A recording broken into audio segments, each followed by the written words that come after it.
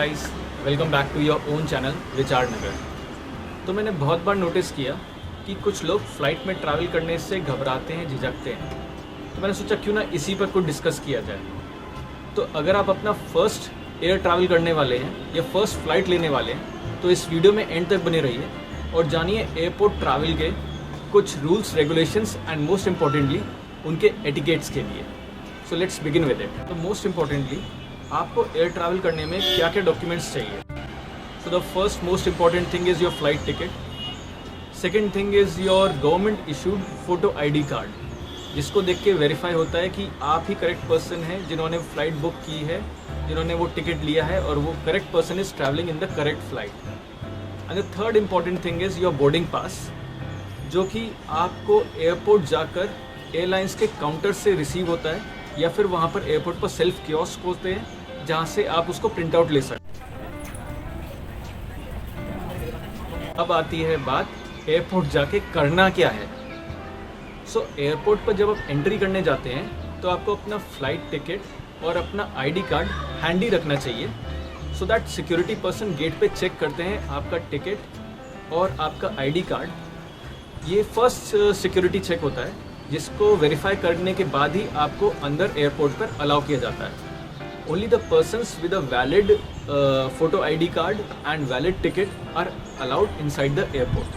अब आती है बात एयरपोर्ट जाके अंदर सबसे पहले करना क्या है, कैसे स्टार्ट करना है। तो एयरपोर्ट में एंट्री करने के बाद सबसे पहले आपको अपने एयरलाइंस के काउंटर पर जाके चेक इन करना होता है। चेक इन करने का मतलब है आपको अपना बोर्डिंग पास कलेक्ट करना है और अपना लगेज चेक इन करना है, यानी कि एयरलाइंस को हैंड ओवर करना है, जिसके अगेंस्ट में वो एक टैग आपके लगेज पे लगाएंगे और एक टैग आपके बोर्डिंग पास पे, so that you can identify कि आपका लगेज कौन सा है एंड कोई मिसमैच ना हो, कोई और आपका लगेज ना ले जाए या फिर आप किसी और का लगेज ना ले जाएं। This is the process of checking. उसके बाद आप मूव करते हैं अपना हैंड बैगेज के साथ में सिक्योरिटी चेक के लिए। एंड इम्पॉर्टेंटली आपका जो बैगेज होता है उसको दो कैटेगरी में डिवाइड किया गया है। एक तो होता है चेक इन लगेज एंड दूसरा होता है हैंड बैगेज या फिर केबिन लगेज, जिसको लेकर आप फ्लाइट में अंदर ट्रैवल करते हैं। चेक इन लगेज जो होता है वो एयरलाइंस को हैंड ओवर हो जाता है एंड वो लगेज सेक्शन में जाता है, और जो हैंड बैगेज होता है वो आप अपने साथ में लेकर ट्रैवल कर सकते हैं। मोस्ट फ्लायर्स आर कन्फ्यूज्ड कि वो कितना लगेज वेट लेकर फ्लाइट में ट्रैवल कर सकते हैं। ये सबसे बड़ा क्वेश्चन होता है फ्लायर्स के दिमाग में and mostly first time flyers के लिए।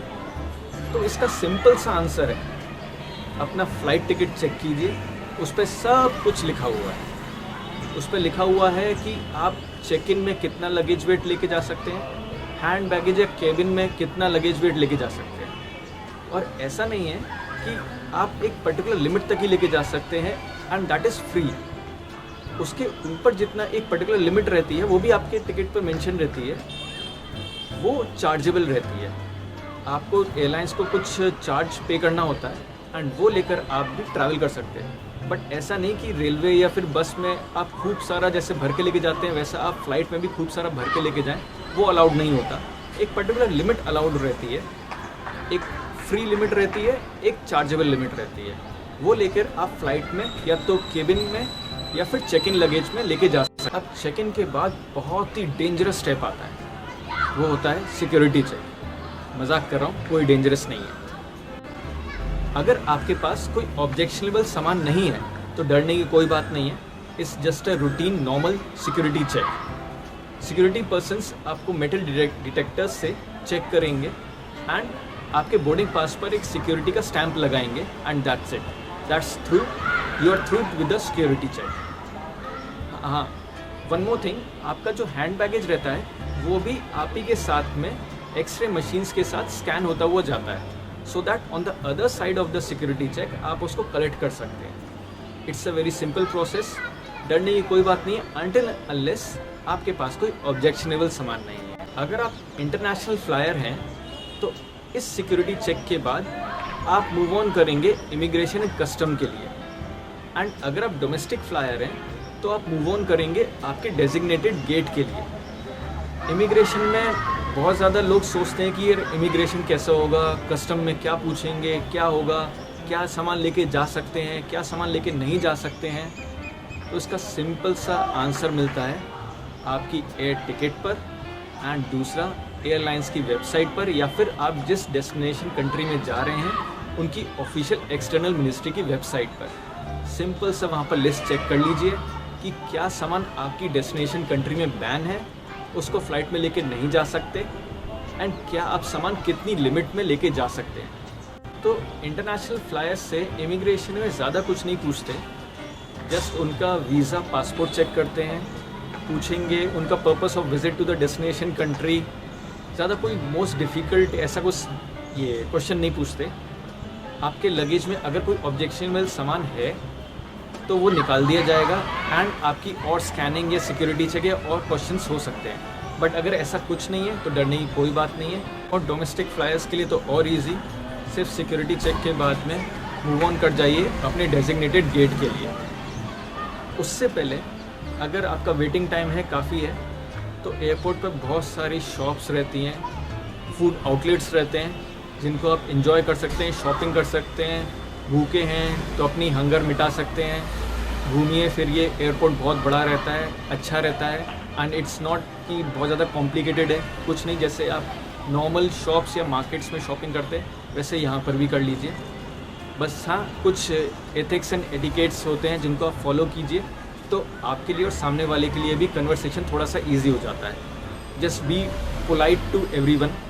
ऐसा नहीं कि आप जैसे बार्गेन करते हैं नॉर्मल शॉप्स पर या मार्केट, सब लोग नहीं, कुछ लोग जैसे बार्गेन करने लगते हैं कि नहीं भैया इतने का है तो दो, नहीं तो मत दो, या झगड़ने लगते हैं। तो ऐसा कुछ मत करिए। नॉर्मली अगर आपको पसंद आ रहा है आप उनसे बार्गेन कर सकते हैं एक बार कि नहीं इतने का है। अगर दे अलाउ इट तो आप ले सकते हैं, अगर दे डोंट अलाउ इट तो ठीक है, लीव इट। बट ऐसा ब्रैगिंग मत कीजिए, इट डजेंट लुक नाइस। ये कोई पनिशेबल ऑफेंस नहीं है but it doesn't look nice. Airport पर कुछ लॉन्जेस भी बने होते हैं जिनको आप आराम से रिलैक्स करके एंजॉय कर सकते हैं। वहाँ के ईटरीज एंजॉय कीजिए, बहुत डिलीशियस होते हैं, ट्रस्ट मी, मैंने खुद ट्राई किए हुए हैं। एंड कुछ आउटलेट्स कुछ प्रिविलेज कस्टमर्स के लिए फ्री भी रहते हैं या फिर ऑन अ डिस्काउंटेड रेट भी रहते हैं। इसकी जानकारी के लिए आपको कुछ नहीं करना है, उन आउटलेट्स पर जाना है, उनसे politely with a cute smile just पूछना है, here is my boarding pass, here is my ticket, can you please tell me what's the discount I can get on my eatery? Just a simple, just politely आप किसी को भी पूछेंगे तो as a human being आपको भी अच्छा लगेगा, उनको भी अच्छा लगेगा। एक नॉर्मल एटिकेट्स है एंड जस्ट बी काम, जस्ट बी योरसेल्फ। ऐसा नहीं कि आप शो ऑफ कर रहे हैं, ये मत करिए, सबको पता चल जाता है। Just be yourself. Immigration and custom clear करने के बाद इंटरनेशनल या डोमेस्टिक फ्लायर्स दोनों का सेम रूट हो जाता है। They all travel to the designated gate. वहाँ पर आपको कुछ देर वेट करना पड़ता है बिफोर कि आपकी बोर्डिंग स्टार्ट हो। बोर्डिंग स्टार्ट होते टाइम भी आपका बोर्डिंग पास चेक होता है एंड उस टाइम भी please don't be rude to them. कि बहुत बार मैंने देखा है कि लोग एयरलाइन स्टाफ के साथ में झगड़ा करने लगते हैं कि अगर वो लोग पूछते हैं कि आप अपना बोर्डिंग पास दिखा दीजिए तो वो लोग झगड़ने लगते हैं कि नहीं, ये मैंने एयरलाइंस को प्राइस पे किया है, ये मेरा बोर्डिंग पास है, मैं नहीं दिखाऊंगा। वो लोग कुछ ऐसा वैसा नहीं कर रहे हैं, जस्ट वो ये चीज़ कंफर्म करना चाहते हैं कि आप सही फ़्लाइट बोर्ड कर रहे हैं, सही टाइम पर हैं एंड आपको कोई इनकन्वीनियंस तो नहीं है। तो वो अपना boarding pass with a cute smile उनको दिखा दीजिए, कोई ऐसी इलीगल चीज़ नहीं होने वाली है। तो वहाँ पर भी आपका बोर्डिंग पास चेक होता है एंड वो जस्ट एक चीज़ कंफर्म करते हैं कि all the passengers have boarded the flight, कोई रह तो नहीं गया एंड जितने भी पैसेंजर्स हैं वो सही फ़्लाइट बोर्ड कर रहे हैं। वो चेक इन होने के बाद में आप अपनी फ़्लाइट बोर्ड करते हैं। आपकी फ़्लाइट की गेट पर भी केबिन क्रू रहते हैं आपको ग्रीट करने के लिए। तो एक सिंपल सा ह्यूमन जेस्चर कहता है, अगर वो आपको स्माइल कर रहे हैं just smile back to them with a hello. एक सिंपल सा ह्यूमन जेस्चर है, उनको भी अच्छा लगता है एंड आपको भी अच्छा लगता है। नेक्स्ट थिंग कि जो भी आप हैंड बैगेज या अपना केबिन बैगेज लेके ट्रैवल कर रहे हैं, प्लीज़ सी दैट कि वो बहुत ज़्यादा बल्की ना हो। क्या होता है कि फ़्लाइट के गेट जो होते हैं वो बहुत ज़्यादा बड़े नहीं होते एंड साइड में वहाँ पर केबिन क्रू भी रहता है। तो वो जब लाइन से आपको ग्रीट कर रहा होता है और आप जब वहाँ से पास कर रहे होते हैं तो कई बार क्या होता है कि आपका बैगेज उनसे टकराता है, उनको हर्ट कर, so it doesn't look nice. So please keep that in mind कि आपका जो बैगेज हो, हैंड बैगेज हो, वो ज़्यादा बल्की ना हो, ईजिली आप कैरी कर सकें। एंड अगर ज़्यादा बल्की रहेगा तो आपके लिए भी डिफ़िकल्ट है उसको कैरी करना। And the next thing is कि वो जो बैगेज है वो आपकी रिस्पॉन्सिबिलिटी है हैंडल करना, उसको लगेज रैक में रखना वो आपकी रिस्पॉन्सिबिलिटी है। केबिन क्रूज़ की वो रिस्पॉन्सिबिलिटी लिस्ट में नहीं आता है। सो प्लीज़ डोंट कंसिडर कि आपने नीचे पटक दिया, अब वो आके उठा के ऊपर रखेंगे, वो उनकी ड्यूटी है, ऐसा कुछ नहीं है। अगर वो असिस्टेंस के लिए या आपकी हेल्प के लिए कर देते हैं वो अलग बात है, बट हाँ, आप उनकी असिस्टेंस ले सकते हैं कि मैं कहाँ पर रखूँ और कोई स्पेस नहीं है, प्लीज़ आप थोड़ा स्पेस मेक कर दीजिए, तो वो आपकी असिस्टेंस आप ले सकते हो। बट वो आपकी रिस्पॉन्सिबिलिटी है उसको उठा के लगेज रैक में रखना। थिंग कि प्लीज़ सी दैट कि आपका जो हैंड बैगेज हो उसमें कोई भी स्मेली थिंग ना हो। इससे क्या होता है कि फ़्लाइट की जो हवा है वो वहीं के वहीं सर्कुलेट होती रहती है, तो कोई भी अगर स्मेली थिंग रहेगी तो वहीं के वहीं सर्कुलेट रहेगी और सभी को, आपके को पैसेंजर्स, केबिन क्रू, इवन आपको भी बहुत सफोकेशन या फिर बहुत स्मेली फील करेगा, जो मतलब अच्छा नहीं लगता है। सो प्लीज़ सी दैट कि आपके लगेज में कोई भी ऐसी स्मेली थिंग ना हो। मोर ओवर, आपके सॉक्स से या आपके कपड़ों से ऐसा कोई स्मेल ना आ रहा हो। Before boarding a flight, it's my advice कि आप अपने क्लोथ्स वॉश कर लें, बॉडी वॉश कर लें, शावर ले लें। अगर शावर लेने का टाइम नहीं है तो डियो यूज़ कर लें, टैल्क यूज़ कर लें, सॉक्स पर डियो लगा लें। बहुत सारे लोगों को सॉक्स में से स्मेल आती है, when they take off their socks और शूज़, तो बहुत ज़्यादा स्मेल आती है स्वेट की। सो ऐसे लोग प्लीज़ कंसिडर कि अपने सॉक्स पर डियो ऐसा कुछ अप्लाई करके जाएं, सो दैट आपके को पैसेंजर्स, केबिन क्रू, उनको भी अनकंफर्टेबल फील नहीं होगा। कोई आपसे डायरेक्टली बोल नहीं सकता है, बट उनको भी अच्छा नहीं लगेगा, और जब उनको अच्छा नहीं लगेगा, उनके बुरे मुंह देखकर आपको भी शायद अच्छा नहीं लगेगा। तो इट्स अ नॉर्मल एटिकेट कि आपके कपड़ों से, आपकी बॉडी से, आपके सॉक्स से कोई स्मेल ना आ रही हो। और एक बहुत मेजर फाइट का टॉपिक फ्लाइट में बनता है, जो आपकी चेयर रहती है उसका arm rest. 2 chair, 1 arm rest, 2 passengers, हाथ किसका आएगा? तो ये चीज़ आप आपस में डिस्कस करके पोलाइटली सॉर्ट आउट कर सकते हैं। आप केबिन क्रू की भी अगर हेल्प लेंगे तो वो भी क्या बोलेंगे, आप अगर उनकी जगह पर रहोगे तो क्या करोगे?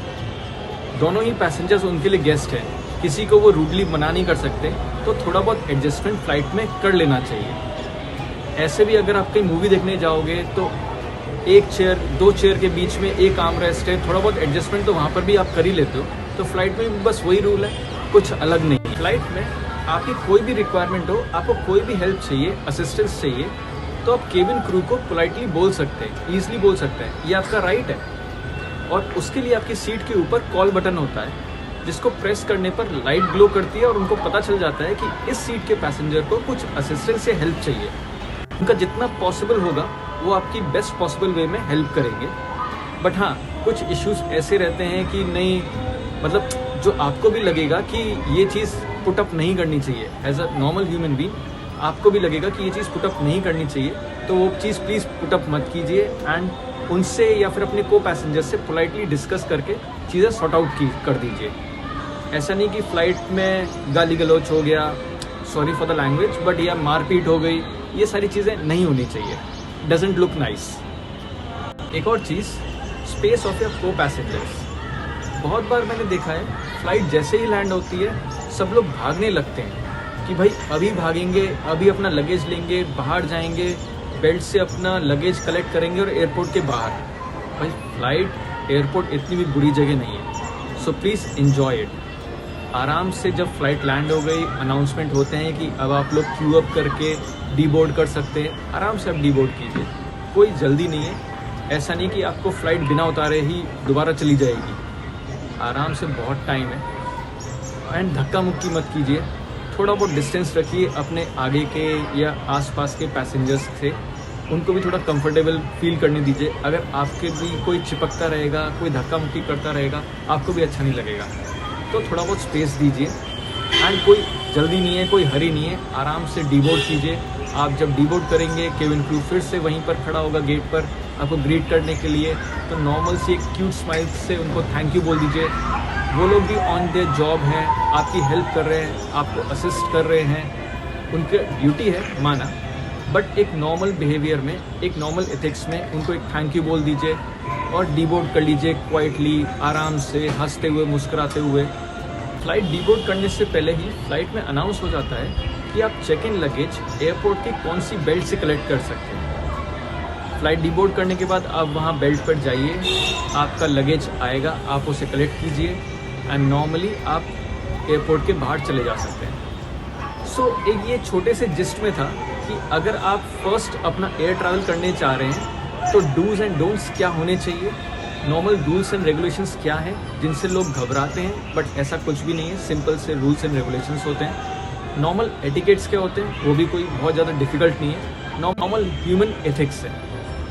सो ये बस एक जिस्ट में था, और डिटेल के लिए आगे की वीडियोज़ में और इन्फॉर्मेशन आपको मिलती रहेगी। अगर आपका कोई स्पेशल क्वेश्चन है, कोई क्वेरी है, तो कमेंट बॉक्स में प्लीज़ मुझे बताइए, मैं उसे आंसर करने की बिल्कुल कोशिश करूँगा। और कोई टॉपिक है जिसको आप डिस्कस करना चाहते हैं, वो भी मुझे कमेंट बॉक्स में बताइए, हम यहाँ पर ज़रूर डिस्कस करेंगे।